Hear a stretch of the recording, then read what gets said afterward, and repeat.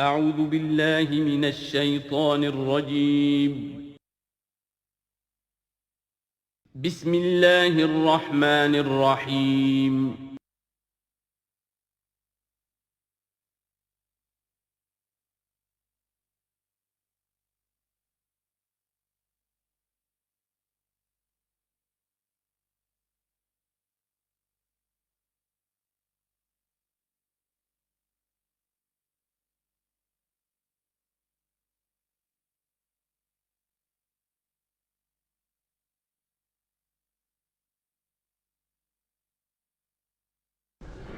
نحمده ونصلي على رسوله الكريم اما بعد فقد قال الله تبارك وتعالى كما ورد في سورة الحديد اعوذ بالله من الشيطان الرجيم بسم الله الرحمن الرحيم سابقوا الى مغفرة من ربكم وجنة عرضها كعرض السماء والارض اعدت للذين آمنوا بالله ورسله ذلك فضل الله يؤتيه من يشاء والله ذو الفضل العظيم صدق الله العظيم۔ جن مسلمانوں کے دلوں پر کچھ زنگ آ گیا تھا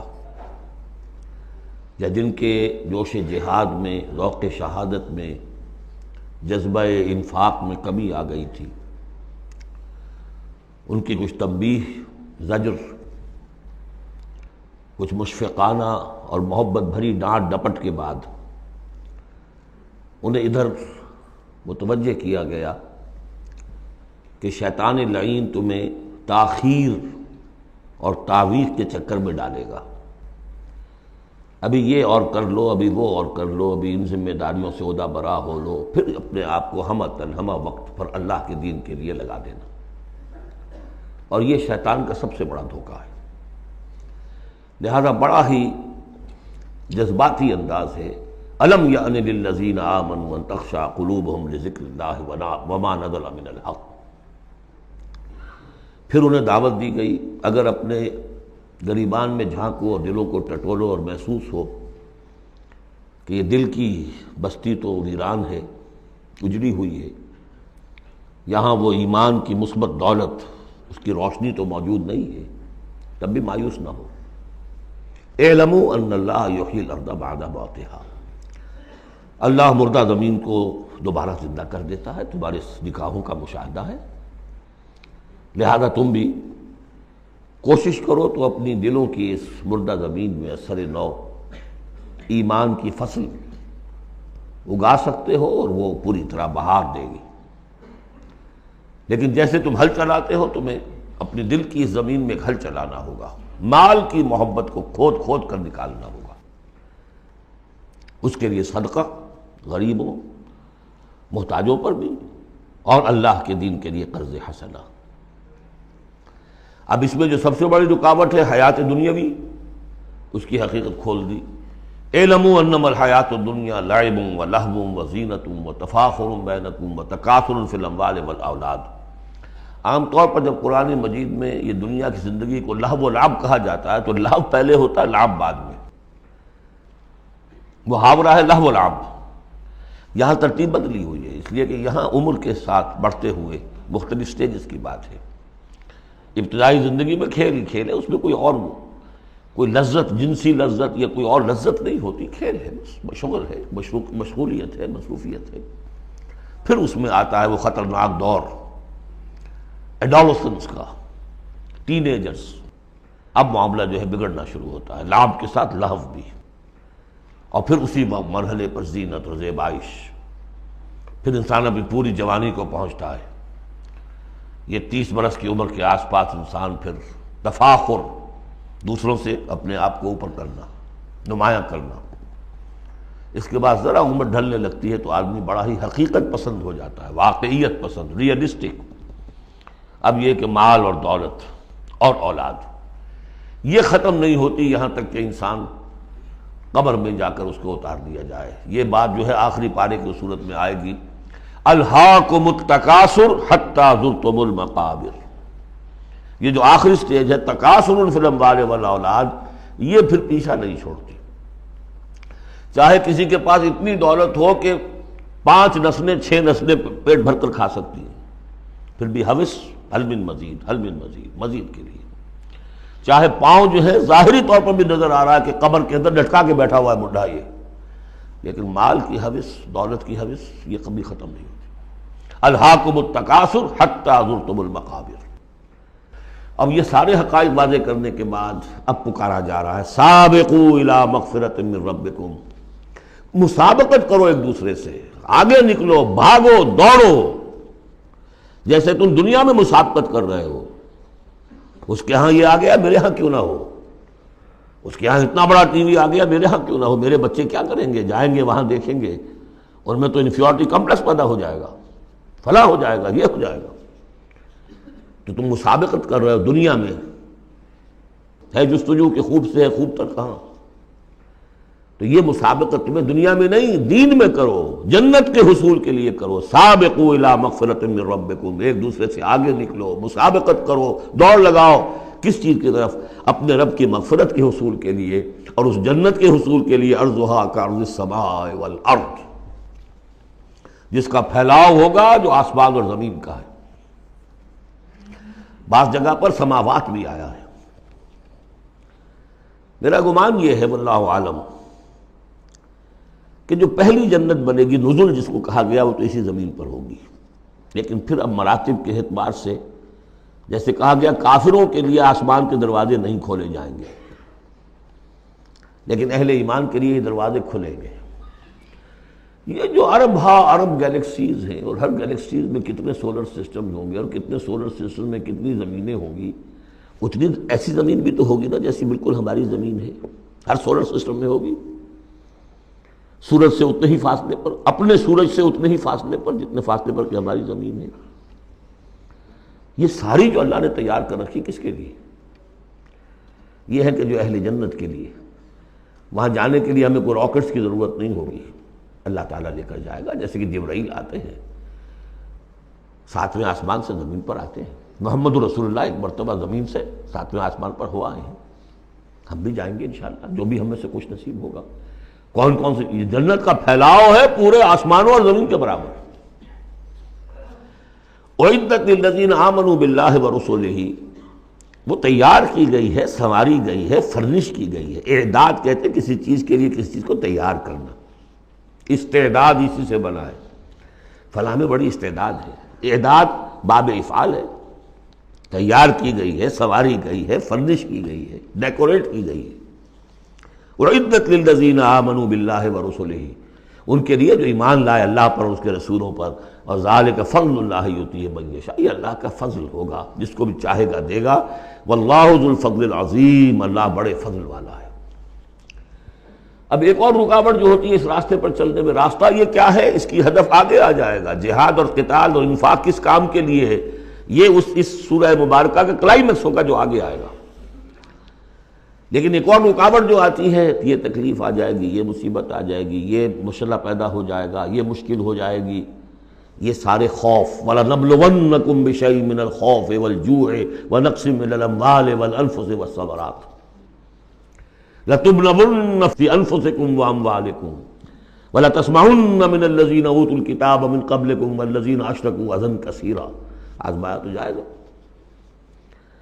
اب اس کے لیے بتایا کہ ایک بہت بڑا نسخہ دیا جا رہا ہے، ما اصاب من مصیبت فی الارض ولا فی انفسکم، نہیں پڑتی کوئی پڑنے والی کوئی تکلیف، کوئی مصیبت، کوئی آزمائش، کوئی رنج دہ چیز، تکلیف دہ ہے، مگر الا فی کتاب من قبل ان نبرأ، چاہے وہ مصیبت تمہاری اپنی جان پر ہو یا پوری زمین پر ہو۔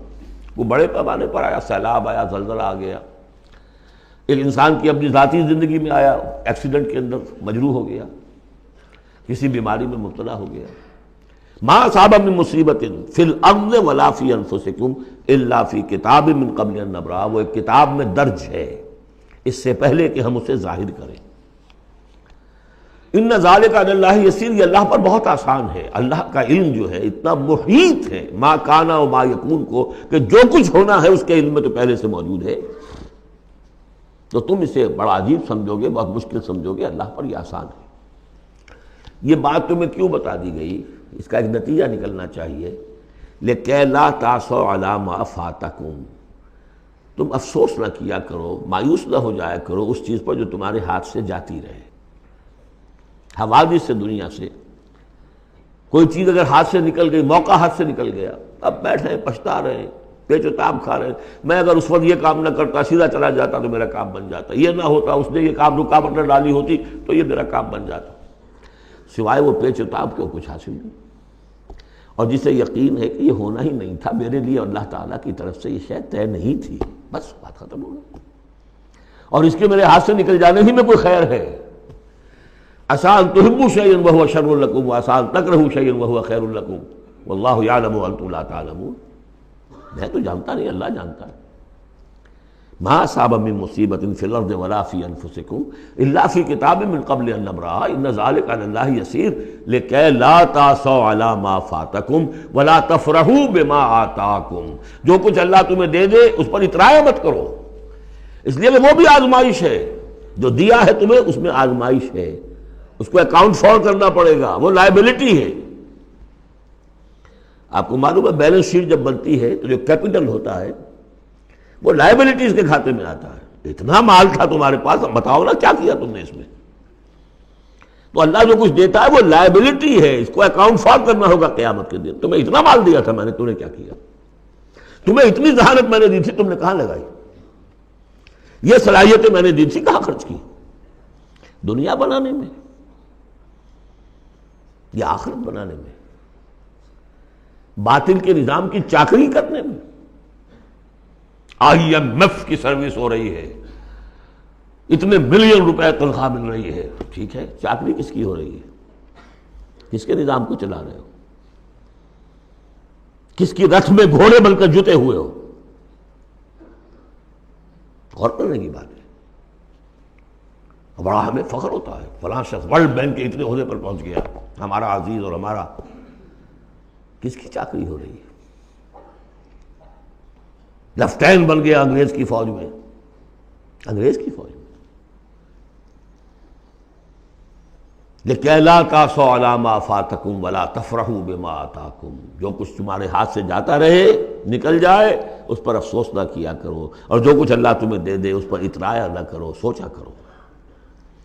بلکہ امام احمد ابن حنبل رحمۃ اللہ علیہ کا معاملہ تو یہ ہوا تھا کہ جب وہ خلق قرآن کا مسئلہ چل رہا تھا تو جس زمانے میں کہ ان پر عتاب ہو رہا تھا حکومت کی طرف سے، جیل میں تھے، مارا جاتا تھا کہ کہو کہ قرآن مخلوق ہے، اور وہ کہنے کو تیار نہیں تھے۔ کہتے ہیں ایسی ایسی ماریں پڑی ہیں کہ ہاتھی کو بھی وہ مار پڑے تو وہ بلبلا اٹھے، کبھی آنکھوں میں آنسو نہیں آئے۔ اس کے بعد حکومت بدل گئی، اب جو نیا خلیفہ ہے اس کی رائے کچھ اور ہے، وہ اب خلق قرآن کا مسئلہ دفن ہو چکا۔ اب جو خلیفہ ہے اس کا ایلچی آیا ہے اشرفیوں کی کچھ تھیلیاں لے کر کے، یہ بادشاہ نے، خلیفہ نے آپ کے لیے بھیجی ہے۔ اب رو پڑے امام احمد بن حنبل، اے اللہ میں اس آزمائش کے قابل نہیں ہوں۔ یہ آزمائش بڑی سخت ہے۔ خطاب دے دے کر انگریزوں نے جو غداریاں کروائیں، پھر خطاب ملتے تھے نا، آنریری مجسٹریٹ بنتے تھے، لیکن کرتے کیا تھے وہ؟ اس قوم کے اندر انگریز کی اس حکومت کو چلانے اور اس کے پاؤں مضبوط کرنے اور جمانے کی جدوجہد۔ لِكَيْ لَا تَأْسَوْا عَلَىٰ مَا فَاتَكُمْ وَلَا تَفْرَحُوا بِمَا آتَاكُمْ وَاللَّهُ لَا يُحِبُّ كُلَّ مُخْتَالٍ فَخُورٍ، اللہ کو بالکل پسند نہیں ہے اترانے والے اور فخر کرنے والے۔ الَّذِينَ يَبْخَلُونَ، اور ظاہر بات ہے کہ جو مال کے اوپر اترائے گا وہ مال کو سنبھال کر رکھے گا، اسی کی بنیاد پر تو ہے اس کی اکڑ۔ الذین یبخلون ویامرون الناس بالبخل، جو خود بھی بخل سے کام لیتے ہیں اور لوگوں کو بھی بخل کا مشورہ دیتے ہیں کہ میاں ذرا ہاتھ روک کے رکھو، کیا کر رہے ہو؟ تم نے دونوں ہاتھ کھلے چھوڑ دیے ہیں، پتہ نہیں ہے تمہارے ہاں 4 بیٹیاں بھی ہیں، ان کے ہاتھ پیلے کرنے ہیں کہ نہیں؟ کہاں تم اللہ کے لیے اور اللہ کے دین کے لیے سب کچھ خرچ کرنے کے در پہ ہو گئے ہو؟ وَمَنْ يَتَوَلَّ فَإِنَّ اللَّهَ هُوَ الْغَنِيُّ الْحَمِيدُ، اور جو کوئی رخ پھیر لے گا، منہ موڑ لے گا، تو اللہ تعالیٰ تو غنی ہے اور حمید ہے، اسے کسی کے احتیاج نہیں ہے، وہ ستودہ صفات ہے۔ اب آ گیا ہے کلائمیکس اس سورہ کا. یہ آج کے ہم مسلمانوں کے لیے قرآن مجید کی اہم ترین آیت ہے. دین کا کانسیپٹ ہمارا کیا ہے؟ حکومت انگریز کی ہوتی رہے، ہمیں کیا نمازیں پڑھنی، روزے رکھنے ہیں. اور بہت بڑے عالم نے انگریز کے دور میں کہا تھا ہمیں کوئی ایسا کام نہیں کرنا چاہیے جس سے انگریزوں کو، ہمارے حاکموں کو تشویش ہو، اس لیے کہ انہوں نے ہمیں مذہبی آزادی دی ہوئی ہے. ہمیں وہ روکتے ہی نہیں، نمازیں پڑھو، داڑیاں رکھو، روزے رکھو، حج کرو، انگریز روکتا نہیں. جس پر پھر علامہ اقبال نے پھپتی چست کی تھی کہ ملا کو جو ہے ہند میں سجدے کی اجازت، ناداں یہ سمجھتا ہے کہ اسلام ہے آزاد. اسلام کہاں آزاد ہے؟ کیا قرآن کا قانون نافذ ہے؟ وہاں تو قانون فوجداری ہند ہے، ضابطہ دیوانی ہے ہند، ضابطہ دیوانی ہے، ضابطہ فوجداری کس کا؟ انگریز کا. کس کا قانون؟ اصل میں دین کا جو تصور تھا وہ ہمارا بگڑتا تنگ ہوتا سکڑتا پرورٹ ہوتا ہوا یہاں تک آ گیا ہے کہ چند ریچولز ہیں، چند رسومات ہیں، بس وہ دین ہے. باقی جو ہو سو ہو. یہاں ذرا اس آیت کو آپ دیکھیے. ایک تو یہ کہ اس اعتبار سے اہم ترین ہے کہ ہمارے اس تصور دین کو چیلنج کرنے والی، جھنجھوڑنے والی. دوسرا یہ کہ واقعہ یہ ہے کہ میں سمجھتا ہوں کہ پوری انسانی تاریخ میں ایسی اریاں انقلابی عبارت کہیں آپ کو نہ مل سکے جو اس ایک آیت میں ہے. اور ڈنکے کی چوٹ دھڑلے کے ساتھ، not chewing the words. نہیں، کھل کر بات کی. غور کیجئے کہ حرف سمجھیے. لقد ارسلنا رسلنا بالبینات، ہم نے بھیجا اپنے رسولوں کو واضح نشانیوں کے ساتھ. وانزلنا معهم الکتاب والمیزان، اور ہم نے ان کے ساتھ کتاب اتاری، میزان اتاری. یہ سب کچھ کس لیے کیا؟ لیقوم الناس بالقسط، تاکہ لوگ عدل پر قائم ہوں. یہ قرآن اس لیے اتارا کہ اس کی قرآن خوانی کی مجلسیں ہو جائیں، یا قرات کی محفلیں ہو جائیں، یا خطاطی کی نمائشیں ہو جائیں. اللہ اللہ خیر صلی. 40 من کا قرآن ہم نے لکھ لیا ہے سونے کے تاروں سے، بہت تیر مارا ہے. قرآن اس لیے نازل ہوا تھا، نظام کسی اور کا، قانون پہ راضی اوروں کے. مولانا ماہر القادری صاحب کا جو یہ شعر تھا، یہ مجھ سے عقیدت کے دعوے، قانون پہ راضی اوروں کے، یوں بھی مجھے رسوا کرتے ہیں ویسے بھی رلایا جاتا ہوں. تو قرآن اس لیے تو نہیں آیا. قرآن تو آیا جو نظام لے کر آیا اسے قائم کرو، جو میزان لے کر آیا اسے نصب کرو، جو شریعت لے کر آیا اسے نافذ کرو. اگر یہ نہیں تو بابا پھر سب کہانیاں، عمرے کرتے رہو ہر سال، باقی سارا دھندا سودی کاروبار، دین جو ہے، بلڈنگیں بناؤ، عیش کرو. ہاں عمرہ کراؤ. گنگا نہا آیا جیسے ہندو پاک ہو گیا، ایسے عمرہ جو ہے کرائے پاک صاف ہو گیا. یہ ہے آپ کا دین، آج کا دین. غور کر لیجیے اس کو. نظام عدل و قسط. پھر ذرا نوٹ کیجئے، اب تو چونکہ ہم ترجمہ قرآن کرتے ہوئے کہاں تک، آخر تک پہنچ گئے. آل عمران میں فرمایا اللہ کیا ہے؟ قائما بالقسط. سورہ نساء میں فرمایا مسلمانوں تمہیں کس لیے ہم نے اٹھایا ہے؟ یا ایھا الذین آمنوا کونوا قوامین بالقسط شہداء للہ. عدل و انصاف کو قائم کرنے والے بن کر کھڑے ہو. سورہ مائدہ میں فرمایا یا ایھا الذین آمنوا کونوا قوامین للہ شہداء بالقسط. پھر سورہ شورى تو ابھی پڑھی ہم نے، زیادہ دور نہیں ہوئی. حضور سے کہا گیا کہ کہہ دو وَأُمِرْتُ لِأَعْدِلَ بَيْنَكُمْ، مجھے حکم ہوا ہے تمہارے مابین عدل قائم کروں. میں صرف واعظ کہنے نہیں آیا. اللہ الذی انزل الکتاب بالحق والمیزان، یہ بھی آیت سورہ شورى میں ہم پڑھ چکے ہیں. وہی کتاب اور میزان کا لفظ یہاں بھی آ گیا ہے. لقد ارسلنا رسلنا بالبینات وانزلنا معهم الکتاب والمیزان لیقوم الناس بالقسط. یہ عدل جو قرآن لے کر آیا، یہ نظام عدل ہے، عدل و قسط ہے، اسے نافذ کرو. پھر وہ ہم پڑھ چکے سورہ مائدہ میں، قُلْ يَا أَهْلَ الْكِتَابِ لَسْتُمْ عَلَىٰ شَيْءٍ حَتَّىٰ تُقِیمُوا التَّوْرَاةَ وَالْإِنجِیلَ وَمَا أُنزِلَ إِلَیْکُم مِّن رَّبِّکُم، کہہ دیجئے نبی ان سے، اے کتاب والو تمہاری کوئی حیثیت نہیں ہے جب تک کہ تم قائم نہیں کرتے تورات کو اور انجیل کو اور جو کچھ تمہارے اوپر نازل کیا گیا تمہارے رب کی طرف سے۔ یاد ہوگا کہ میں نے کہا تھا یہاں لفظ قرآن رکھ کر دیکھیے، قُلْ يَا أَهْلَ الْقُرْآنِ لَسْتُمْ عَلَىٰ شَيْءٍ حَتَّىٰ تُقِیمُوا الْقُرْآنَ وَمَا أُنزِلَ إِلَیْکُم مِّن رَّبِّکُم، اے قرآن والو تمہاری کوئی حیثیت نہیں ہے، You have no face to talk to us، ہم سے دعائیں مانگ رہے ہو، ہم تمہاری دعائیں تمہارے منہ پر دے کر مارتے ہیں۔ تم نے وہ قرآن نافذ کیا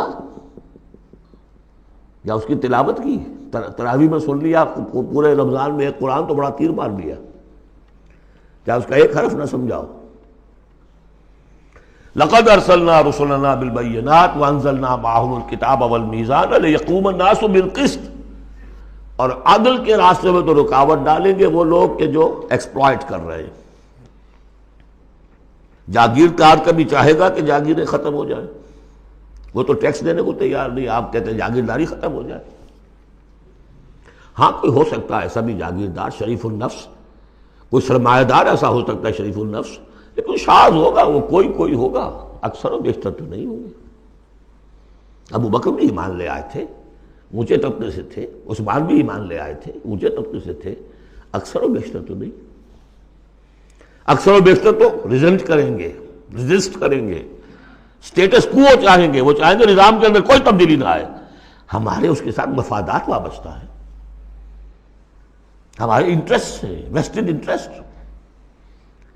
ہمیں ان سے پریویلیجز ملی ہوئی ہیں اس نظام سے، نظام بدلے گا تو ہم گئے۔ ایسے لوگوں کی سرکوبی کے لیے ہم نے لوہا بھی اتارا ہے۔ وَأَنزَلْنَا الْحَدِيدَ فِيهِ بَأْسٌ شَدِيدٌ، ہم نے لوہا بھی اتارا ہے۔ یہی ایک ہی آیت چل رہی ہے، دوسری آیت نہیں ہے یہ۔ اس لیے میں نے کہا تھا کہ اریاں ترین یہ عبارت ہے کہ انقلاب کے لیے کچھ سر کچلنے پڑتے ہیں، ورنہ نہیں انقلابات ہوتے، اور اس میں کوئی ریگریٹس نہیں ہے، اس میں کوئی معذرت نہیں ہے۔ جب یہ لوگ کہتے ہیں کہ وار فار پیس،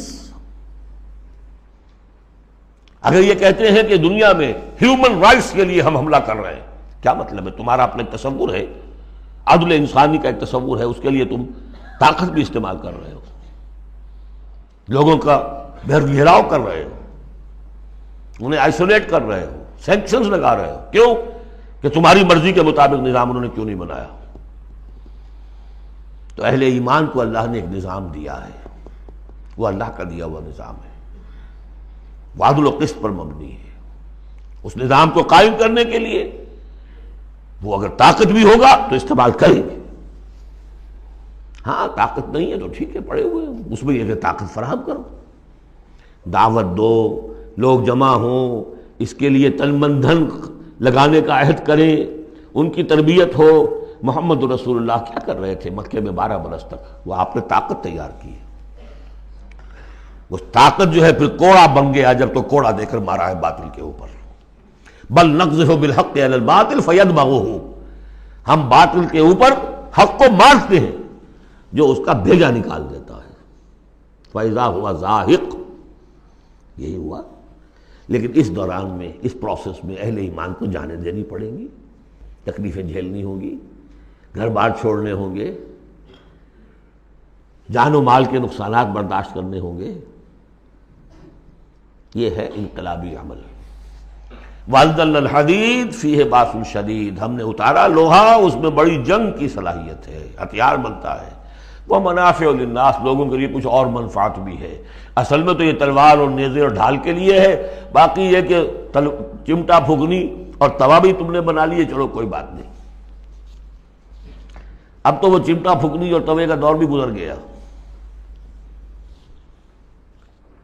وَلِيَعْلَمَ اللَّهُ مَن يَنصُرُهُ وَرُسُلَهُ بِالْغَيْبِ، اللہ دیکھنا چاہتا ہے کہ کون ہے اس کے وہ وفادار بندے جو لوہے کی طاقت کو ہاتھ میں لے کر اللہ کی اور اس کے رسولوں کی مدد کرتے ہیں غیب میں ہونے کے باوجود۔ دین اللہ کا ہے اور اسے غالب کرنے کے لیے جو اللہ کے بندے میدان میں آ گئے گویا کہ وہ اللہ کے مددگار ہیں۔ یا ایھا الذین آمنوا کونوا انصار اللہ۔ اگرچہ دین نافذ کرنا اور قائم کرنا فرض منصبی محمد الرسول اللہ کا ہے، هو الذی ارسل رسولہ بالہدی ودین الحق لیظہرہ علی الدین کلہ، جو ان کے انصار بن گئے، مددگار بن گئے، وہ اللہ کے مددگار، رسول کے مددگار۔ یہ مضمون جب آئے گا ابھی نکھر کر، اور اس ایک آیت کی شرح سمجھ لیجئے کہ جو سورہ صف میں آئے گی، اس لیے کہ یہ جو آیا ہے وہ یہ جمع کا صیغہ ہے، لقد ارسلنا رسلنا بالبینات، رسولوں کو بھیجا، اور تین چیزیں دے کر بھیجا، بینات، کتاب اور میزان۔ لقد ارسلنا رسلنا بالبینات ایک، وانزلنا معہم الکتاب نمبر 2، والمیزان نمبر 3، تاکہ عدل پر قائم ہو۔ حضور کے بارے میں اب آیت آئی، هو الذی ارسل رسولہ بالہدی ودین الحق، دو چیزیں دے کر بھیجا، تیسری نہیں۔ کیا مطلب؟ بینات اور الہدی ایک ہو گئے ہیں، کتاب اور معجزہ ایک ہو گئے، یہ قرآن ہی معجزہ ہے محمد رسول اللہ صلی اللہ علیہ وسلم کا۔ ریڈیوس ہو کر تین چیزیں محمد کے معاملے میں صلی اللہ علیہ وسلم دو رہ گئی ہیں۔ الہدی، اسی میں قانون ہے، کتاب ہے، اور یہی معجزہ ہے، محمد رسول اللہ کا معجزہ یہ ہے۔ ہاں، میزان مکمل ہو کر دین حق کی شکل اختیار کر چکی ہے، میزان عدل و قسط، اب دین حق۔ هو الذی ارسل رسولہ بالہدی ودین الحق لیظہرہ علی الدین کلہ ولو کرہ المشرکون۔ یہ سورہ صف کی مرکزی آیت ہے جو آگے آ جائے گی۔ لقد ارسلنا رسلنا بالبینات وانزلنا معهم الکتاب والمیزان لیقوم الناس بالقسط وانزلنا الحدید فیہ بأس شدید ومنافع للناس ولیعلم اللہ من ینصرہ ورسلہ بالغیب ان اللہ قوی عزیز۔ یہ سورہ مبارکہ جو ہے ایک اعتبار سے مضمون تدریجاً ترقی کرتا ہوا کلائمیکس پر پہنچ گیا ہے، آیت نمبر 25 پر جو ہم نے پڑھ لی۔ اب ایک سمجھیے ضمیمہ ہے اس میں، کبھی میں پہلے اینٹی کلائمیکس کا لفظ استعمال کرتا رہا، وہ مناسب نہیں ہے، ضمیمہ ہے۔ ضمیمہ کیا ہے؟ شیطان نے ایک اور چال چلی،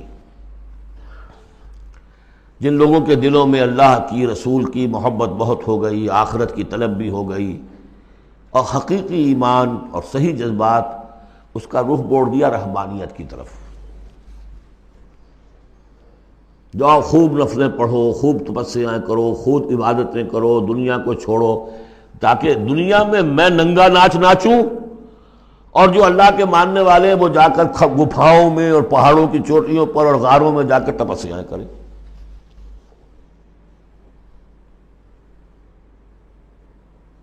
اس کی نفی ہو رہی ہے۔ یہ راستہ نہیں ہے دین کا، اور یہ خاص طور پر ویسے یہ کہ ہندوستان میں کیوں آیا یہ مسئلہ اور کسی اور جگہ کیوں آیا، لیکن یہ کہ مونسٹسزم جو ہے، یہ خانقاہی نظام جو ہے، کرسچینٹی میں ٹاپ پر پہنچا ہے، اس میں کوئی شک نہیں۔ ہسٹری آف کرسچین مونسٹسزم، یہ پوری کتابیں ذخیر لکھی ہوئی، اس کی ایک مثال دے رہے ہیں کہ یہ ایک غلطی ہوئی ہے۔ مسلمان میں ایمان باللہ، ایمان بالآخرہ پیدا ہو تو وہ دنیا کی مجدھار میں رہ کر نظام کو صحیح کرے، نظام کو ٹھیک کرتے ہوئے بھوک بھی آئے گی برداشت کرے۔ مجرد روزے رکھ کے جو کچھ کرنا ہے تمہیں، وہ تم جہاد میں بھوک جھیلو، وہ پروڈکٹیو ہوگی، اس سے باطل اور ناانصافی کا خاتمہ ہوگا۔ اور تم کہیں خانقاہوں کے اندر روزے رکھ رہے ہوگے، اس سے دنیا کو کوئی فائدہ نہیں ہوگا۔ یہ زمین و آسمان کا فرق ہے، مونسٹسزم۔ یہی وجہ ہے کہ اسلام میں بھی جب بادشاہت آ گئی، ملوکیت کا جب آ گیا تو راستہ بڑھ گیا، باقی اب جاؤ چلے کھینچو، خانقاہیں آباد کرو، راج کرے گا خالصہ۔ لیکن یہ حکومت کے معاملات جو ہیں، ان کے بارے میں بات نہ کرنا۔ یہ ہے وہ راستہ، ٹیڑھا راستہ جو معروف، جو ہم جانتے ہیں، جن کو رسولوں کا معاملہ تو ان میں حضرت عیسیٰ کے پیروکاروں کے اندر یہ غلطی پیدا ہوئی۔ اب اس کی مثال دی جا رہی ہے کہ مسلمانوں، دنیا سے بے رغبتی، دنیا کو چھوڑ کر آخرت کو اختیار کرنا، یہ تو ہے دین کا جوہر، لیکن اس کا یہ مطلب نہیں کہ ترک دنیا ہو جائے، رہبانیت ہو جائے، تم تمدن کو اور تہذیب کو چھوڑ کر تم کہیں جنگلوں میں نکل جاؤ، بن باس لے لو، تم وہاں پر جا کر جو ہے وہ خانقاہیں بنا لو، یہ نہیں۔ دنیا کی مجدھار میں رہو اور جہاد فی سبیل اللہ کے ذریعے سے حق کا بول بالا کرو، ناانصافی کا خاتمہ کرو، عدل کو قائم کرو، جس کا جو حق ہے اس کو ملنا چاہیے، جیسا کہ حضرت ابوبکر نے فرمایا تھا جو پہلی بیعت ہوئی ہے، بیعت خلافت، کہ لوگوں تم میں سے جو ضعیف ہے وہ میرے نزدیک قوی ہوگا جب تک کہ اسے اس کا حق دلوا نہ دوں، اور جو قوی ہے وہ میرے نزدیک کمزور ہوگا، ضعیف ہوگا جب تک کہ اس سے حق وصول نہ کر لوں۔ یہی بات کہی تھی حضرت سعد بن ابی وقاص نے رضی اللہ تعالی عنہ ایرانیوں سے، جب انہوں نے کہا آپ لوگ کیوں ہم پر چڑھائے؟ فرمایا انا قد ارسلنا، ہم بھیجے گئے ہیں، اللہ نے بھیجا محمد کو، محمد نے بھیجا ہمیں۔ مشن کیا ہے؟ لنخرج الناس من ظلمات الجہالت الی نور الایمان، کہ لوگوں کو نکالے ہم جہالت اور جاہلیت کی تاریکیوں سے ایمان کی روشنی کی طرف۔ وَمِن جَوْرِ الْمُلُوكِ إِلَىٰ عَدْلِ الْإِسْلَام، بادشاہوں کے ظلم و ستم کے پنجوں سے نجات دلا کر اسلام کے عادلانہ نظام سے روشناس کریں، یہ ہمارا مشن ہے۔ لہذا آپ دیکھیے اس بات کو واضح کرنے کے لیے تمہید شروع ہوئی، وَلَقَدْ أَرْسَلْنَا نُوحًا وَإِبْرَاهِيمَ، ہم نے ہی بھیجا تھا نوح کو بھی اور ابراہیم کو بھی، وَجَعَلْنَا فِي ذُرِّيَّتِهِمَا النُّبُوَّةَ وَالْكِتَابَ، اور ہم نے ان دونوں کی نسل میں رکھ دی نبوت اور کتاب۔ حضرت نوح کی بات ظاہر بات ہے کہ ان کی نسل ہی چلی ہے، لہذا نبوت بھی ان کی نسل میں چلی، لیکن ان کی نسل حضرت سام کی نسل بھی ہے، حضرت حام کی نسل بھی ہے، حضرت یافس کی نسل بھی ہے، تو یقیناً حضرت نوح اور حضرت ابراہیم کے مابین تو انبیاء اور رسل تینوں نسلوں میں آئے، حام کی نسل میں بھی، یافس کی نسل میں بھی، سام کی نسل میں بھی۔ قرآن مجید میں صرف سامی رسولوں کا تذکرہ ہے، البتہ ابراہیم کے بعد پھر جو آئے ہیں وہ حضرت ابراہیم کی نسل میں آئے ہیں، اور حضرت ابراہیم چونکہ اب سے تقریباً 5000 برس قبل کے ہیں، اور ان کی اولاد کہاں کہاں تک گئی ہے یہ بالکل اپنی جگہ پر ایک تحقیق کا موضوع ہے، لیکن نبی ان کے بعد آئے ہیں ان کی نسل میں۔ وَلَقَدْ أَرْسَلْنَا نُوحًا وَإِبْرَاهِيمَ وَجَعَلْنَا فِي ذُرِّيَّتِهِمَا النُّبُوَّةَ وَالْكِتَابَ فَمِنْهُم مُّهْتَدٍ وَكَثِيرٌ مِّنْهُمْ فَاسِقُونَ، اب ان کی نسل کے اندر بہت سے ہیں ہدایت یافتہ بھی ہیں، لیکن بہت سے کثیر جو ہیں وہ فاسق ہیں۔ یہ تمہید ہے کس بات کے لیے؟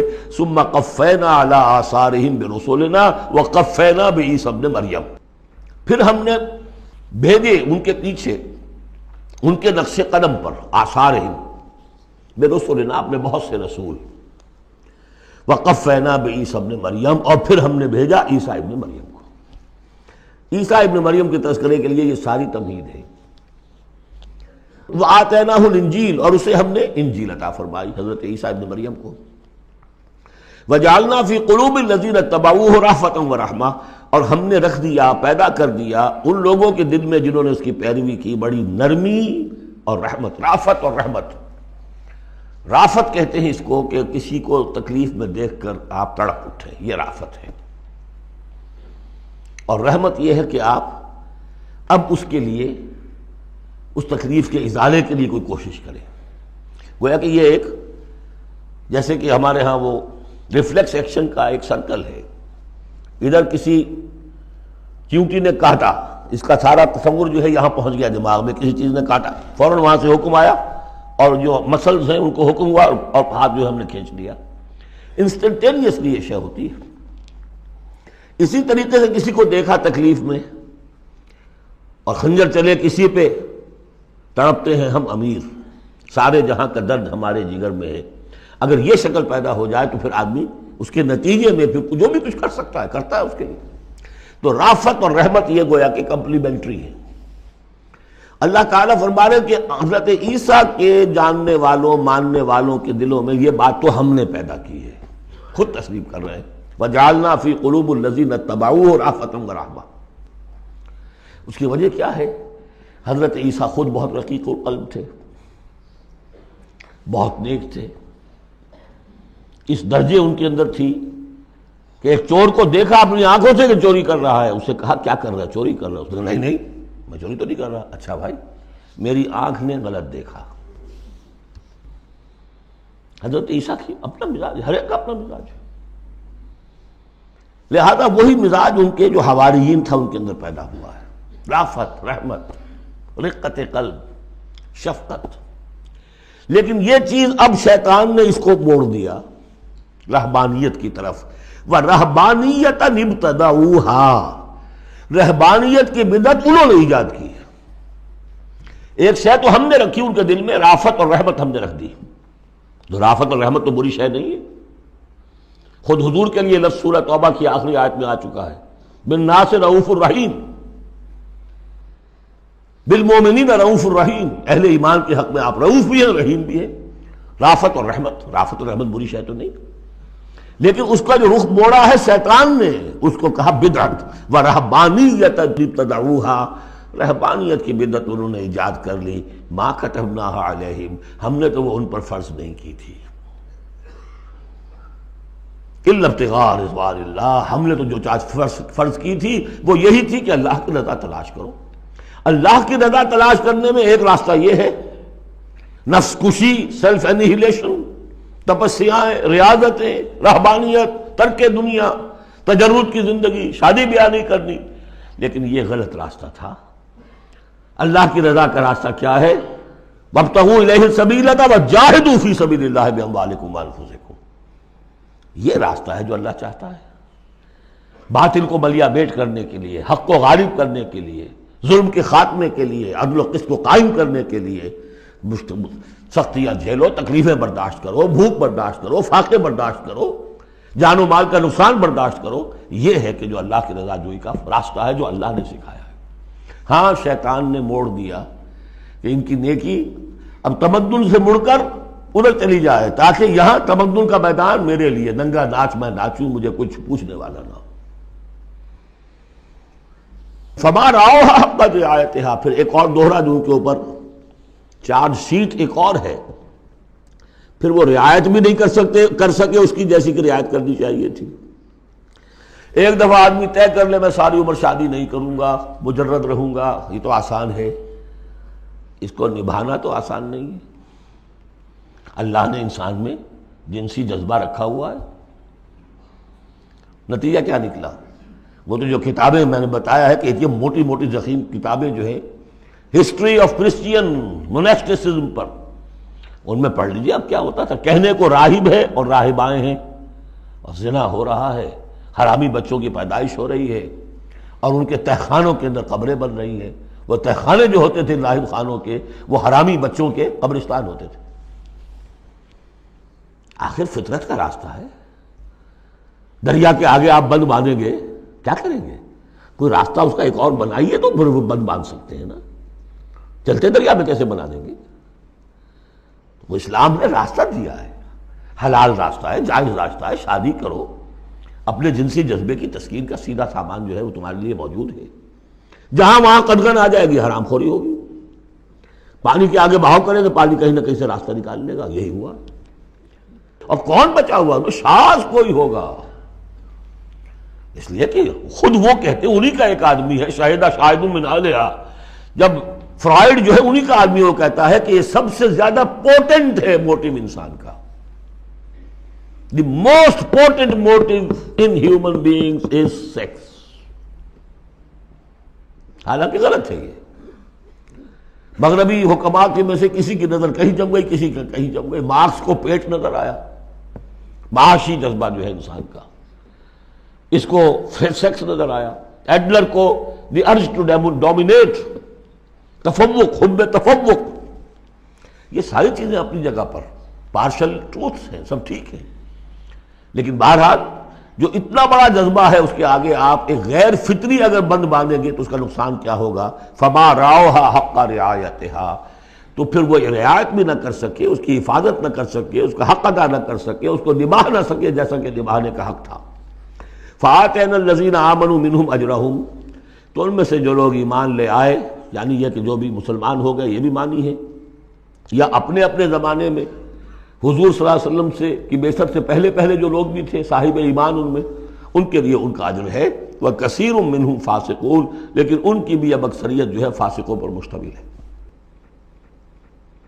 یا ایھا الذین آمنوا اتقوا اللہ وآمنوا برسولہ، اس کے دو مفہوم ہیں، ایک تو یا ایھا الذین آمنوا اہل ایمان، مسلمانوں سے خطاب ہے، اہل ایمان اللہ کا تقوی اختیار کرو اور اللہ کے رسول پر ایمان کو پختہ کرو۔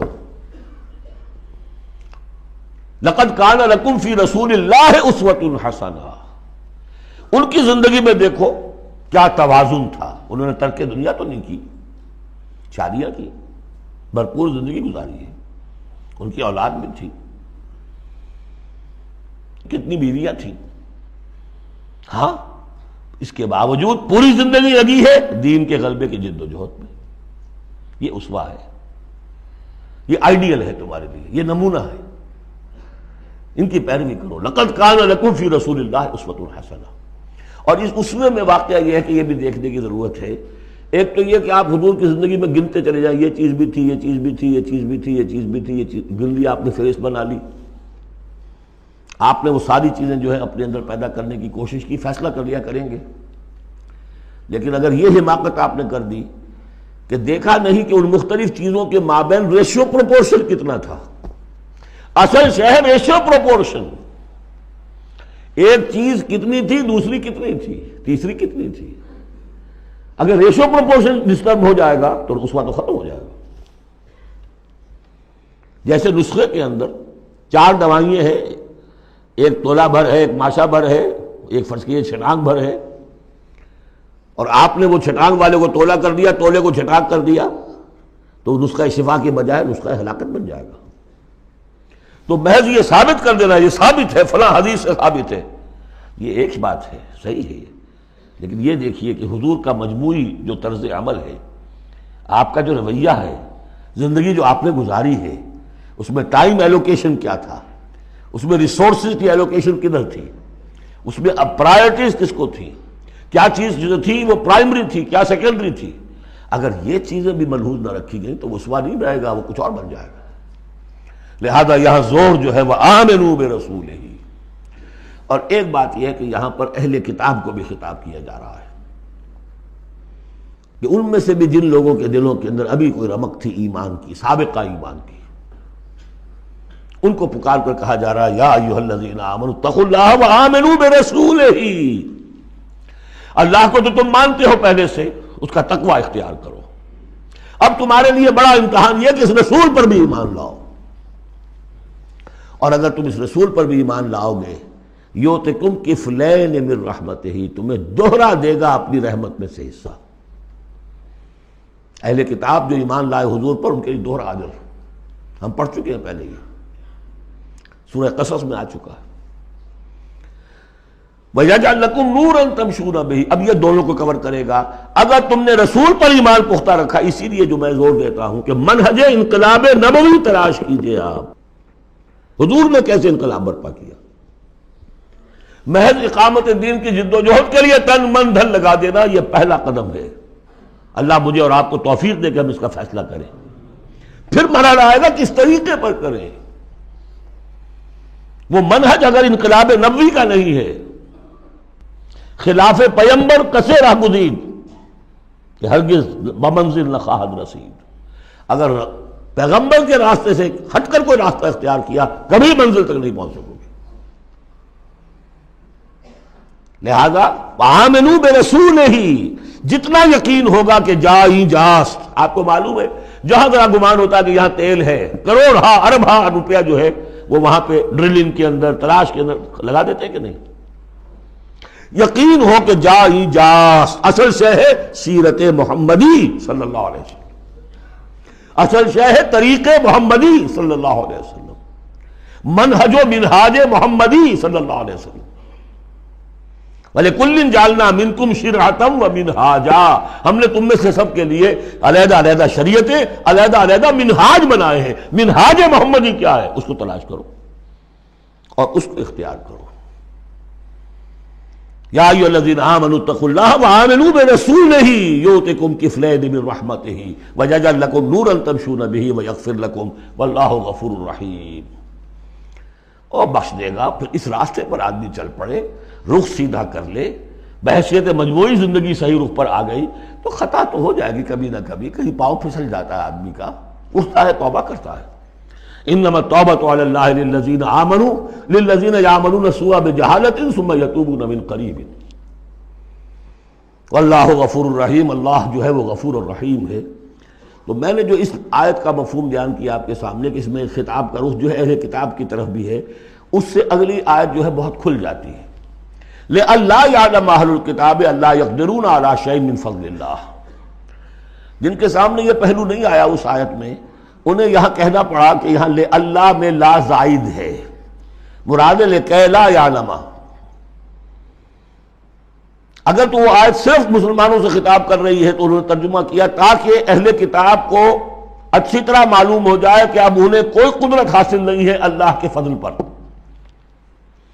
کوئی حصہ حاصل نہیں کر سکتے اللہ کے فضل میں سے۔ میں نے جو دوسرا رخ بیان کیا ہے اس سے سمجھیے تاکہ نہ سمجھے اہل کتاب کہ اب ان کے لیے اللہ کے فضل کے حصول کا کوئی راستہ نہیں رہا، راستہ ہے، اب بھی ہے، کھلا ہے، آؤ محمد کے قدموں میں آؤ، آؤ قرآن کی طرف آؤ۔ جیسے سورہ بنی اسرائیل میں ہم نے پڑھا تھا عسیٰ ربکم ان یرحمکم وان عدتم عدنا وجعلنا جہنم للکافرین حصیرا، اب بھی تمہارا رب تم پر رحمت کرنے کے لیے تیار ہے۔ تم تھے لاڈلے تھے، اس میں کوئی شک نہیں، اب تم راضِ درگاہ ہو گئے ہو اپنے طرز عمل کی وجہ سے، اپنے کردار کی وجہ سے، لیکن اب بھی تمہارا رب تم پر رحمت فرمانے کے لیے آمادہ ہے۔ عسیٰ ربکم ان یرحمکم وان عدتم عدنا۔ اور اگلی آیت کیا ہے؟ ان ھذا القرآن یہدی للتی ہی اقوم، رحمت خداوندی کا شاہ درا اب یہ قرآن ہے، یہاں سے داخل ہو۔ یہاں بھی وہی فرمایا جا رہا ہے اب بھی فضل کا راستہ کھلا ہے تمہارے لیے، اللہ کا فضل جو ہے ابھی کھلا ہے، آؤ لئلا یعلم اہل الکتاب، تاکہ نہ یہ سمجھیں اہل کتاب اللہ یقدرون علی شیء من فضل اللہ کہ اب تو فضل اللہ کے فضل میں سے ان کے لیے کچھ بھی حاصل کرنا ممکن نہیں۔ وَأَنَّ الْفَضْلَ بِيَدِ اللَّهِ يُؤْتِيهِ مَن يَشَاءُ، فضل اللہ کے ہاتھ میں ہے، وہ جس کو چاہتا ہے دیتا ہے۔ وَاللَّهُ ذُو الْفَضْلِ الْعَظِيمِ، اور اللہ بہت بڑے فضل والا ہے۔ سورۃ المجادلہ، یہاں پہ ایک نوٹ کر لیجئے کہ ان میں مسبحات کی ترتیب اس طرح ہے، ایک مسبحات میں سے ام المسبحات سورہ حدید، پھر ایک ہے بغیر مسبح تسبیح کے، پھر ایک صورت آئے گی پھر مسبحات میں سے سورہ حشر، پھر ممتحنہ آ جائے گی بغیر تسبیح کے، پھر ان 10 صورتوں کے اندر جو اہم ترین جوڑا ہے مرکز ان کا وہ سورہ صف اور سورہ جمعہ دونوں مسبحات سے شروع ہوں گی، پھر ایک خالی پھر مسبحات میں سے تغابن، پھر دونوں ایک جوڑا ہے کہ جو بغیر مسبحات کے ہیں، سورہ طلاق اور سورہ تحریم۔ مرکز کیا ہے ان کا 10 میں سے؟ 4 ادھر 4 ادھر، درمیان میں سورہ صف سورہ جمعہ۔ یہ سورہ مبارکہ جو ہے، اب اس کا اصل مضمون کیا ہے وہ پہلے سمجھ لیجئے پھر ہم شروع کرتے ہیں۔ اس میں شروع میں تو ایک ضمنی طور پر سمجھیے معاشرتی معاملات میں سے، آئلی قوانین میں سے خاص بات ہے جس کے لیے یہاں 4 آیتیں غالباً آئی ہیں۔ اس کے بعد جو سورہ حدید کا مرکزی مضمون تھا اللہ کا دیا ہوا نظام عدل و قسط قائم کرنا، اب ظاہر بات ہے کہ اس کی جد و جہد کے لیے ایک حزب اللہ درکار ہے۔ ایک آدمی تو یہ کام نہیں کر سکتا، ایک آدمی کر سکتا تو حضرت موسیٰ علیہ السلام پر وہ حسرت کیوں طاری ہوتی ہے جب پوری قوم نے جواب دے دیا تھا فَاذْهَبْ أَنْتَ وَرَبُّكَ فَقَاتِلَا إِنَّا هَاهُنَا قَاعِدُونَ۔ ایک نہیں 4 تھے، وہ حضرت موسیٰ بھی تھے، حضرت ہارون بھی تھے۔ رب انی لا املک الا نفسی واخی فافرق بیننا وبین القوم الفاسقین، یاد ہے یا نہیں؟ پھر 2 اور تھے، پھر ان کے یوشع ابن نون بھی تھے اور کالب بن یفنہ بھی تھے، 4 تھے، لیکن 4 سے تو نہیں ہوتا۔ جماعت چاہیے نظام کو بدلنے کے لیے، باطل کو کہ جڑ کو اکھیڑنے کے لیے، وہ جماعت جو ہے حزب اللہ کہلاتی ہے۔ لیکن ظاہر بات ہے شیطان بھی بیٹھا نہیں رہے گا، it is not going to take it lying down۔ ٹھیک ہے آپ کو واک اوور دے دے گا، جائیے جی آپ چلا اپنا دین حق قائم کر لیجئے۔ شیطان اور شیطان کا لاؤ لشکر، اس کے چیلے چانٹے، اس کے ایجنٹ، وہ ہیں حزب الشیطان۔ اس سورہ مبارکہ میں اب حزب اللہ اور حزب الشیطان کا تقابل آئے گا، اور حزب اللہ کے کارکنوں کو کچھ ہدایات دی جا رہی ہیں کہ یہ شیطان تمہارے اندر بھی رخنے پیدا کرنا چاہتا ہے، کس طریقے سے اس کو روکو۔ جیسے سورہ حجرات میں ہم نے دیکھا، تمسخر ایک دوسرے کا نہ کرو، ایک دوسرے کی غیبت نہ کرو، سوء ظن سے کام نہ لو، وہ یاد ہے، کسی کے نام چڑھانے والے نہ رکھ لو، وہ ساری ہدایات۔ کسی افواہ کے اوپر فوراً اقدام نہ کر لو، اگر کوئی فاسق کوئی خبر لے کر آئے تحقیق کرو پھر کوئی اقدام کرو۔ یہ ساری ہدایت کس لیے؟ آج دو مسلمان لڑ پڑے تو صلح کراؤ، تاکہ وہ حزب اللہ مضبوط رہے، مستحکم رہے۔ یہ نیکی کی قوت ہے، نیکی کی طاقت ہے، یہ طاقت مضبوط ہوگی تو نیکی کے لیے امکان ہوگا کہ اس کا غلبہ ہو، اور وہ قوت جو ہے نیکی کی حامل قوت، وہ اگر کمزور ہو گئی تو پھر جو باطل ہے وہ ڈنکا بجائے گا۔ یہ ہے اس سورہ مبارکہ کا مضمون۔ پہلے آگے ہے ایک معاملہ خاندانی آئلی قوانین میں۔ بسم اللہ الرحمن الرحیم، قد سمع اللہ قول التی تجادلک فی زوجہا۔ یہ زہار ایک کہلاتا ہے شریعت کی روح سے، اور عرب میں یہ رواج تھا۔ ایک تو طلاق ہوتی ہے، شوہر نے بیوی کو طلاق دی، اب طلاق کی مختلف قسمیں ہوں گی، وہاں ہم بھی پڑھ چکے ہیں کون کون سی قسمیں ہیں۔ طلاق رجعی ہے، طلاق بائن ہے، طلاق مغلظ ہے، وغیرہ وغیرہ۔ ایک اور ان کے ہاں اس کے پیرلل چیز تھی، بالکل بہت غصے میں آیا شوہر کہے تم تو میرے لیے میری ماں کی طرح ہو، بس ختم، اب قیامت تک وہ اس کے لیے حلال نہیں ہو سکتی، وہ اس کے لیے حلالہ بھی کوئی نہیں۔ طلاق مغلظ کے لیے تو پھر بھی کوئی حلالہ ہے، اس کے لیے حلالہ بھی نہیں تھا۔ یا کہہ دیا ماں کی پیٹھ کی طرح ہو، ماں کے جسم کے کسی حصے سے تشبیہ دے دی، اب تو تم میرے لیے تو میری ماں کے فلاں چیز کی طرح ہو، گویا کہ اب میں تمہارے ساتھ کوئی تعلق نہیں رکھ سکتا، مستقل جدائی ہو گئی، اس کو زہار کہتے ہیں۔ یہ واقعہ پیش آ گیا، صحابہ میں سے ایک صاحب تھے اوس بن ثابت، انہوں نے اپنی بیوی خولہ بنت ثعلبہ کے ساتھ زہار کیا، بچے تھے چھوٹے چھوٹے، وہ آئی روتی پیٹتی حضور کے پاس کہ حضور یہ کر دیا اوس نے، میں کیا کروں گی، اب یہ میرے چھوٹے چھوٹے بچے ہیں، یہ رل جائیں گے۔ حضور نے کہا میں تو میرے پاس تو کوئی ابھی قرآن میں کوئی حکم نہیں آیا ہے، میں کیا بتاؤں تمہیں، جب تک کہ قرآن کی طرف سے وحی نہ آئے میں کچھ نہیں بتا سکتا۔ وہ چیخ رہی ہے، حضور سوچئے تو صحیح میں کروں کیا، کہاں جاؤں، ان بچوں کو لے کر کہاں جاؤں میں، یہ ہلاک ہو جائیں گے بچے۔ اور پھر کبھی کہے اے اللہ بھیج جلدی سے کوئی میرے لیے راستہ بھیج۔ اس کیفیت میں پھر یہ وحی نازل ہوئی، قد سمع اللہ قول التی تجادلک فی زوجہا، اللہ نے سن لی ہے اس عورت کی بات جو اے نبی آپ سے جھگڑ رہی ہے اپنے شوہر کے بارے میں، وتشتکی الی اللہ، اور اسی میں وہ اللہ سے فریاد بھی کر رہی ہے کہ اللہ میرے لیے راستہ پیدا کر۔ واللہ یسمع تحاورکما، اور اللہ سن رہا تھا اے نبی آپ کے اور اس کے مابین جو گفتگو ہو رہی تھی، جو کنورسیشن ہو رہی تھی۔ واللہ یسمع تحاورکما ان اللہ سمیع بصیر، اللہ سمیع ہے، سب کچھ سننے والا، بصیر ہے، سب کچھ دیکھنے والا۔ لہذا اب اس خولہ بنت ثعلبہ کی اس فریاد پر اللہ تعالیٰ کی طرف سے رحمت کا دریا جوش میں آیا، مستقل قانون کی حیثیت سے قانون شریعت میں یہ چیز شامل کر دی گئی۔ الذین یظاہرون منکم من نسائہم، اے مسلمانوں تم میں سے جو لوگ اپنی بیویوں کو اپنی ماں کہہ بیٹھے، ماں ہن امہاتہم، وہ ان کی مائیں تو نہیں بن جاتی کہہ دینے سے، جیسے کسی کو بیٹا کہنے سے بیٹا تو نہیں بن جائے گا، وہ منہ بولے بیٹے کی کوئی حیثیت نہیں، اسی طرح یہ ماں کہہ دینا اسے کوئی معنی نہیں۔ ان امہاتہم الا اللہ ولدنہم، ان کی مائیں تو وہی ہیں جنہوں نے انہیں جنا ہے۔ وانہم لیقولون منکرا من القول والزورا، یقیناً جو بات کہہ رہے ہیں وہ جھوٹی ہے اور بہت ناپسندیدہ بات ہے۔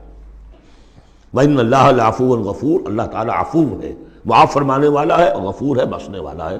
چونکہ ابھی تک یہ رواج تھا، چل رہا تھا، لہذا اگر اوس سے یہ بات ہو گئی ہے تو اللہ معاف کرے گا انہیں، اور جس سے بھی ہوئی ہے اس وقت اللہ معاف کرے گا، لیکن اب جو ہے قانون آ رہا ہے۔ وَالَّذِينَ يُظَاهِرُونَ مِن نِّسَائِهِمْ ثُمَّ يَعُودُونَ لِمَا قَالُوا، وہ لوگ کہ جو اپنی بیویوں کو اپنی ماں سے یا اپنی ماں کے جسم کے کسی حصے سے تشبیہ دے بیٹھے، اور پھر وہ لوٹنا چاہیں، اعادہ کرنا چاہیں لما قالوا، جس بات کو انہوں نے کہا تھا اس سے واپس آنا چاہیں، فَتَحْرِيرُ رَقَبَةٍ مِّن قَبْلِ أَن يَتَمَاسَّا، تو ایک غلام کو آزاد کرنا ہوگا اس سے پہلے کہ وہ آپس میں ایک دوسرے کو مس کریں. ذالکم توعدون بہ، گویا کہ کفارہ بتا دیا اللہ تعالیٰ نے، اس کا کفارہ ادا کرو اور بس بات ختم. ذالکم توعدون بہ، یہی ہے جس کا کہ تمہیں واعظ کہا جا رہا ہے، نصیحت کی جا رہی ہے، ہدایت دی جا رہی ہے. واللہ بما تعملون خبیر، اور جو کچھ تم کر رہے ہو اللہ اس سے باخبر ہے.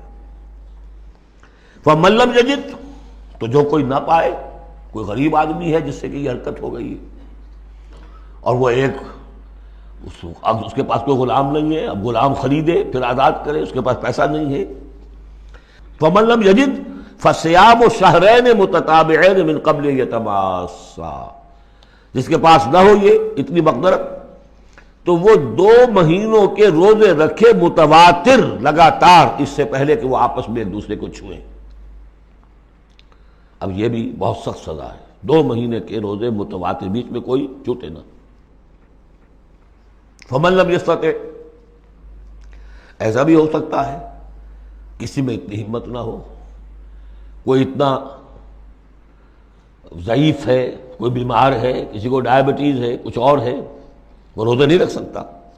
فمن لم یستطع فاطعام 60 مسکینا، تو 60 مسکینوں کو کھانا کھلانا، ایک روز کی روزی جو ہے، اور وہ ہو بھی من اوسط ما تطعمون اہلیکم، وہ کھانا ہوگا جو تم اپنے اہل و عیال کو کھلاتے ہو، وہ اوسط کھانا. ذالک لتؤمنوا باللہ ورسولہ، یہ اس لیے ہے تاکہ تم یقین کرو اللہ پر، اس کے رسول پر. میں کافی عرصے تک اور کافی تلاش بھی میں نے کیا کہ اس کا مفہوم کیا ہے. یہ تمہیں دیا جا رہا تاکہ تم ایمان رکھو اللہ پر، اس کے رسول پر، کیا مطلب ہوا؟ بات سمجھ میں آ گئی.